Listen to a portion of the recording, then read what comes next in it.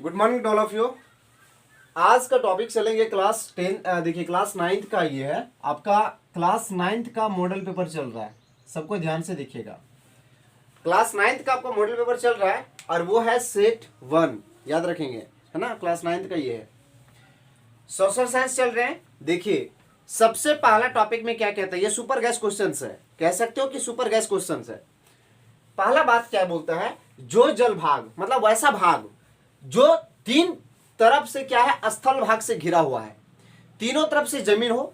जैसा अगर मान लीजिए यहाँ पर एक कोई जमीन, अगर मान लो यह कोई नदी का, यहाँ पर मान लो जैसे यहाँ पे जल का कोई हिस्सा है, जैसे तालाब हो गया, समुद्र हो गया, और इसकी तीनों तरफ, एक इधर तरफ, एक इधर तरफ और एक इधर तरफ, तीनों तरफ, कहीं भी तीनों तरफ क्या है, जमीन है। ये सब तीनों क्षेत्र में जमीन है। तो इस क्षेत्र को क्या बोलते हैं, इस क्षेत्र को कहा जाता है खाड़ी कहा जाता है। इसको कहा जाता है खाड़ी, याद रखेंगे। निम्नलिखित में से कौन झारखंड के पड़ोसी राज्य का समूह है। झारखंड का पड़ोसी राज्य कौन कौन है, तो बोलेंगे बिहार, पश्चिम बंगाल, उड़ीसा, छत्तीसगढ़ और यूपी। यूपी का मतलब होता है उत्तर प्रदेश। झारखंड का पड़ोसी राज्य कौन कौन सा है, बिहार, पश्चिम बंगाल, उड़ीसा, छत्तीसगढ़ और उत्तर प्रदेश, ध्यान रखेंगे। नेक्स्ट टॉपिक क्या कहता है, निम्नलिखित में से कौन सुमेलित नहीं है, कौन इसमें मैच नहीं करता है, तो बोलेंगे प्रायद्वीपीय पठार, उत्तरी सरकार हमारा मैच नहीं करता है। नेक्स्ट में क्या कहता है, सबसे सघन जनसंख्या वाला प्रदेश कौन सा है। सबसे सघन, सबसे ज्यादा मतलब सघन मतलब बहुत घनी आबादी वाला, जनसंख्या वाला क्षेत्र कौन सा है, तो उत्तरी मैदान। उत्तरी मैदान जो है ना, वो हमारा सबसे ज्यादा जनसंख्या वाला क्षेत्र कहलाता है। ठीक है, आगे का क्वेश्चन में देखिए क्या बोलता है, कहता है आपको कथन, सुनिएगा, कथन गंगा नदी दिया हुआ है। देखिए ध्यान से, हम इसको टॉपिक समझा रहे हैं पूरा बढ़िया से, आप लोग ध्यान से समझिएगा।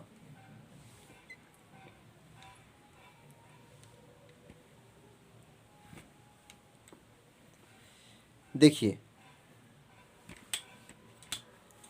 ये टॉपिक पे कहता है कि कथन में क्या कहता है, गंगा नदी में सालों भर जल प्रवाहित होती है। ये बात सही है, हकीकत बात है कि जो गंगा नदी है ना, वो गंगा नदी में सालों भर पानी जाते रहता, मतलब बहते रहता, सालों भर पानी बहता है उसमें। अब देखिए क्या बोलता है, कारण इसका क्या है कि गंगा नदी हिमालय से निकलने वाली नदी है, और गंगा नदी जो, याद रखेंगे, गंगा नदी में सालों भर आपको वर्षा क्या होगी, सालों भर पानी आपका क्या होता है, गंगा नदी में सालों भर आपका पानी बहते रहता है। और इसका कारण क्या है कि गंगा नदी हिमालय से निकलने वाली है, नदी है, और गर्मी में हिमालय पिघल पिघल कर है ना, से पिघल कर है ना, गंगा नदी में क्या होता है, गंगा नदी को जल प्राप्त करता है। और क्या होता है, देखो हिमालय का पर्वत है ना, जब हिमालय बर्फ, हिमालय क्या होता है, बर्फ का चट्टान, बर्फ का पत्थर है, पूरा बर्फ ही बर्फ है वहां पे हिमालय में। तो जब धूप पड़ता है गर्मी के दिनों में, तो वो पिघल करके क्या होता है, वो पानी, क्या कि देखिए एक्चुअली क्या है, नदी जो गंगा नदी वो हिमालय से निकलता है, और हिमालय से जब निकलता है तो वो क्या करता है, वहां का जो बर्फ है वो बर्फ पिघल करके पानी बनता है, और पानी बनने से वो सारा नदी में चला जाता है वो पानी। और वही पानी इसीलिए क्या था, गर्मी के दिनों में भी गंगा नदी में भारी मात्रा में जल पाई जाती है।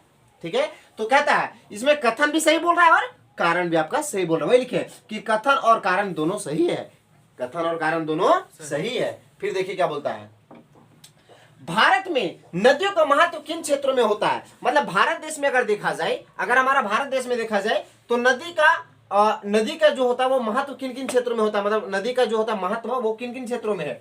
तो हम लोग कहेंगे कि सिंचाई के क्षेत्र में, नदी से हम लोग क्या करते हैं, सिंचाई भी करते हैं। सिंचाई मतलब समझते हैं, खेती करने में पानी को जैसे फसलों तक पहुंचाते हैं पाइप के द्वारा, है ना। नौ संचालन और जल विद्युत, और पता है ना आपको, नदियों से क्या किया जाता है, बिजली को उत्पन्न किया जाता है, याद रखेंगे जरा, है ना। फिर क्या बोलता है, भारत में मानसून के आगमन के साथ कौन सी ऋतु आरंभ होती है। मतलब भारत में मानसून जैसे ही आ जाता है वैसे ही वर्षा ऋतु शुरू हो जाती है। ध्यान रखेंगे कि भारत में मानसून आने के साथ साथ क्या हो जाता है, शुरू हो जाता है, वर्षा ऋतु आना शुरू हो जाती है। नेक्स्ट टॉपिक पे बात करते हैं, देखिए ध्यान से। नेक्स्ट क्वेश्चन 8 क्वेश्चन देखिए क्या बोल रहा है। नेक्स्ट टॉपिक 8 क्वेश्चन में क्या कहता है, जहां 200 सेंटीमीटर से अधिक वर्षा होती है, क्या कहा जा रहा है कि जहां पे 200 सेंटीमीटर से अधिक वर्षा होती है, जहां पे 200 सेंटीमीटर से अधिक वर्षा होती है, वहां किस तरह का वन पाए जाते हैं। तो आप लोग बोलेंगे उष्णकटिबंधीय सदाबहार वन। क्या बोलेंगे, उष्णकटिबंधीय सदाबहार वन कहा जाता है। भारत में 100 पुरुषों में भारत में 100 पुरुषों में कहा जाता है पर महिलाओं की संख्या को क्या कहते हैं, तो लिंग अनुपात कहते हैं। भारत में 100 पुरुषों पर महिलाओं की संख्या को लिंग अनुपात कहा जाता है। भारत में 1000 पुरुषों पर महिलाओं की संख्या को कहा जाता है लिंग अनुपात। क्या कहा जाता है, लिंग अनुपात, जिसको हम लोग बोलते हैं, इंग्लिश में बोलते हैं सेक्स रेशियो। ओके, नेक्स्ट, जन्म दर का सही अर्थ क्या होता है। एक वर्ष में प्रति हजार में जन्म लिया गया बच्चा, प्रति हजार में जन्म लिया गया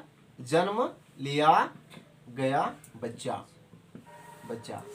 इसका मतलब हम समझाते हैं कि एक वर्ष में प्रति हजार में देखा जाता है कि प्रति हजार में कितने बच्चों ने जन्म लिया। ठीक है, आगे देखिए, किसी भी देश में कानून बनाने का सबसे बड़ा अधिकार किसको होता है, मतलब कोई भी देश में अगर कानून बनाने का अधिकार, सबसे बड़ा अधिकार जो होता है वो होता है संसद के पास। किसके पास होता है, संसद के पास। दक्षिण अफ्रीका में रंगभेद को कब खत्म किया गया था, तो 26 अप्रैल 1994 ईस्वी को भारत में दक्षिण अफ्रीका में रंगभेद को समाप्त कर दिया गया था। लोकतंत्र जो होता है वो जनता के द्वारा और जनता के लिए शासन है ना, शासन है। यह परिभाषा किनका है, तो अब्राहम लिंकन का। अब्राहम लिंकन ने कहा था, अब्राहम लिंकन ने कहे थे, क्या बोले थे कि लोकतंत्र जो है वो जनता का और जनता के द्वारा और जनता के लिए शासन है। यह परिभाषा अब्राहम लिंकन का था।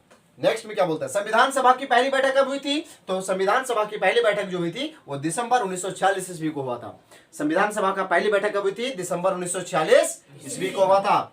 फिर कहा जाता है लोकसभा चुनाव के लिए भारत को कितने निर्वाचन क्षेत्रों में बांटा गया है, तो 543 क्षेत्रों में बांटा गया है, याद रखेंगे। हाँ, तो क्या बोले, 543 क्षेत्रों में बांटा गया है। हमारा संविधान हमें कितने मौलिक अधिकार प्रदान करता है, हमारा संविधान जो है वो हमें कितने मौलिक अधिकारों को प्राप्त करता है, तो अभी करता है 6, और पहले कितना करता था वो आप लोगों को कमेंट में बता दीजिएगा। ठीक है, इसको लिखिए, फिर मैं आगे बात करता हूं। क्विक, चलिए कंटिन्यू करते हैं। नेक्स्ट क्वेश्चन क्या कहता है, ध्यान से देखिए। कहता है कि निम्न में से कौन राजनीतिक कार्यपालिका का हिस्सा होता है। कार्यपालिका का हिस्सा कौन होता है, तो बोलेंगे जिलाध्यक्ष, गृह मंत्रालय का सचिव, गृह मंत्री, और कहता पुलिस महानिदेशक। कहने का मतलब होता है कि इसका मतलब समझिए, मैं आपको समझाता हूं बढ़िया तरीका से। जिलाध्यक्ष का मतलब होता है कलेक्टर। जिलाध्यक्ष का मतलब क्या होता है, कलेक्टर, याद रखेंगे। जिलाध्यक्ष का मतलब होता है कलेक्टर, और ध्यान से देखिए, जिलाध्यक्ष मतलब कलेक्टर, और गृह मंत्रालय का सचिव का मतलब होता है होम सेक्रेटरी, और गृह मंत्री का मतलब होता है होम मिनिस्टर, और ये क्या होता है, पुलिस महानिदेशक का मतलब होता है director general of police. Director general of police ये होता है पुलिस महानिदेशक। तो इनमें से कौन राजनीतिक कार्यपालिका का हिस्सा है, तो बोलेंगे गृह मंत्री। कौन है, गृह मंत्री, तो गृह मंत्री लिख देंगे। सरकारी निर्णय को उठाने वाले विवादों को निपटारा कौन करता है, तो सर्वोच्च न्यायालय, मतलब जिसको हम लोग बोलते हैं सुप्रीम कोर्ट। एससी मतलब सुप्रीम कोर्ट, याद रखेंगे, है ना। किसके नेतृत्व वाली पार्टी ने 1971 ईस्वी के लोकसभा चुनाव को गरीबी हटाओ का नारा दिया था, तो गरीबी हटाओ का नारा कौन दिए थे, उनका नाम था श्रीमती इंदिरा गांधी। केंद्र सरकार का प्रमुख कौन होता है, तो केंद्र सरकार का जो प्रमुख जो होते हैं उनको बोलते हैं प्रधानमंत्री। एक वर्ष में किसी भूमि पर एक से ज्यादा फसल पैदा करने की विधि को क्या कहते हैं, मतलब एक साल में किसी भी जमीन पर एक से ज्यादा फसल को पैदा करने को यानी उपजाने को क्या बोलते हैं, उसको बोलते हैं बहुविध फसल प्रणाली कहते हैं, बहुविध फसल प्रणाली।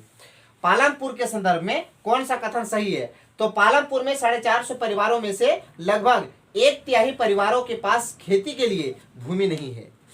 फिर क्या बोलता है, जापान जैसे देशों में, क्या बोलता है, जापान जैसे देशों में, सुनिएगा क्वेश्चन में क्या बोल रहा है, जापान जैसे देशों में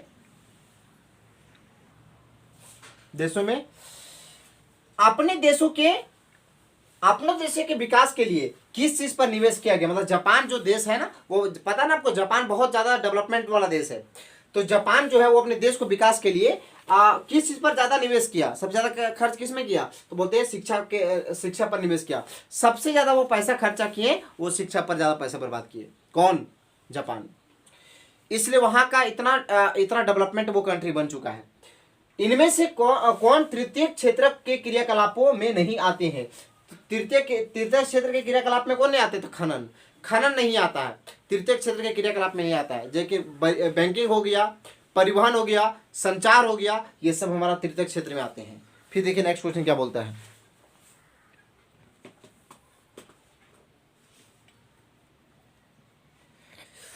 कहता है भारत सरकार ने कक्षा में बच्चों की उपस्थिति को बढ़ावा देने के लिए, मतलब देखो भारत सरकार जो है ना वो क्लास में मतलब बहुत ज्यादा मात्रा में बच्चे आवे, इनके लिए सरकार कौन सी योजना बनाए? तो उनका नाम था दोपहर के भोजन की योजना। दोपहर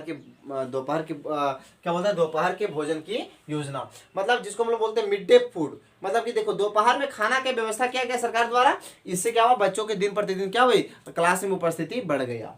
आगे क्या बोलता है, निम्नलिखित में से कौन सा राज्य से निर्धनता को कम करने के लिए अनाज के सार्वजनिक वितरण प्रणाली में सुधार किए गए? तो आंध्र प्रदेश और तमिलनाडु में।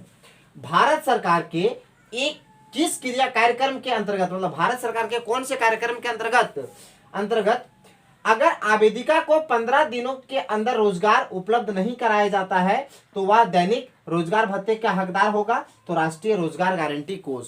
राष्ट्रीय रोजगार गारंटी कोष ये कहता है कि भारत सरकार के ये कार्यक्रम के अंतर्गत है ना, के अंतर्गत अगर आवेदिका को 15 दिनों के अंदर अगर रोजगार नहीं मिलता है तो वह दैनिक रोजगार भत्ते के हकदार बन जाती है। आगे देखिए क्या बोलता है, भारत में ग्रामीण क्षेत्रों में प्रतिदिन प्रति व्यक्ति कितनी कैलोरी की आवश्यकता होती है, भोजन कैलोरी की आवश्यकता होती है? तो 2400 कैलोरी की आवश्यकता होती है। आगे में क्या बोलता है, किसके माध्यम से सरकार द्वारा अधिप्राप्त अनाज, गेहूं और चावल के भंडार का बफर स्टॉक बनाया जाता है? बोलता है भारतीय खाद्य निगम के अनुसार ये बनाया जाता है। मतलब भारतीय खाद्य निगम के क्या बोलते हैं के माध्यम से सरकार द्वारा अधिप्राप्त अनाज, गेहूं और चावल का भंडार बफर स्टॉक में किया जाता है। मतलब कि एक बड़े पैमाने पे क्या कहते हैं, इन अनाजों को जमा करके रख लेते हैं ताकि वो सरकार क्या करे, मतलब महीना पे महीना है ना, समय टू समय वो क्या करे, जनता तक ये क्या करे, जैसे अनाज को पहुंचावे, चाहे वो चावल हो, गेहूं हो या अन्य किसी तरह का भी अनाज हो। आगे देखिए क्या बोलता है, सरकार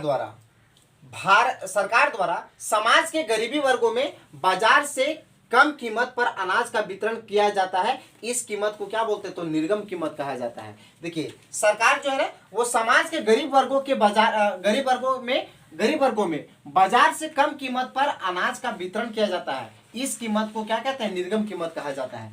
द स्पिरिट ऑफ लॉज नामक पुस्तक के रचना कौन किए थे? द स्पिरिट ऑफ लॉज नामक पुस्तक के रचना जो किए थे उनका नाम था मॉन्टेस्क्यू।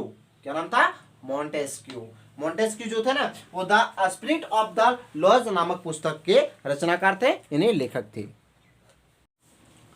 नेक्स्ट क्वेश्चन देखिए, फ्रांसीसी क्रांति के समय जब फ्रांस में क्रांति हुआ था 14 जुलाई 1789 ईस्वी में, उसमें वहां के राजा कौन थे? तो वहां के राजा थे लुई 16वां। कौन थे? लुई 16वां। नवंबर के अपराधी कौन थे? तो वाइमर गणराज्य के समर्थक। वाइमर गणराज्य के समर्थक को क्या बोला गया था? नवंबर के अपराधी बोला गया था। किसी समुदाय को दूसरे समुदाय से अलग रखना क्या कहलाता? घेटो कहलाता। कोई भी समुदाय को अगर दूसरे समुदाय से अलग रखना उसी को बोलते घेटो। भारत का प्रमुख वन महानिदेशक कौन था? तो भारत का प्रमुख वन महानिदेशक जो थे उनका नाम था ब्रैंडिस। झूम की खेती को अन्य किस नाम से जाना जाता है? तो इसी को बोलते हैं घुमंतू खेती। घुमंतू खेती को ही बोला जाता है झूम की खेती, याद रखेंगे। भारतीय वन सेवा की स्थापना कब हुई थी? तो 1864 ईस्वी को हुई थी। अब फ्रांस की क्रांति कब हुई थी? तो 14 जुलाई 1789 ईस्वी को हुआ था, याद रखेंगे। फ्रांस की क्रांति कब हुआ था? 14 जुलाई 1789 ईस्वी को। औपनिवेशिक सरकार के अपराधी जनजाति अधिनियम कब पारित किया गया था? तो 1871 ईस्वी में किया था। और लास्ट क्वेश्चन आज का रहा आप लोगों का, वो क्या रहा? रूस की क्रांति कब हुई थी? तो सन 1917 ईस्वी को आपका रूस की क्रांति हुई थी। तो देखिए ये आपका सेट 1 आपका कंप्लीट हो गया। आप इसको जितना बार कोशिश कीजिएगा उतना बार आप लोग बैठ के इसको ढंग से पढ़िए, याद कीजिए। और आप लोग एक आंसर बताइएगा कि लुई 16वां फ्रांस का राजा कब बना था? आप मुझे इसका आंसर कमेंट में बता दीजिएगा हर हाल में। लुई 16वां फ्रांस का राजा कब बना था? ये बता देंगे। और लुई 16वां जब फ्रांस का राजा बना था उस समय उनकी उम्र कितनी थी, वो कितने वर्ष के थे। चलो ठीक है, थैंक यू वेरी मच, मिलते हैं नेक्स्ट वीडियो के साथ।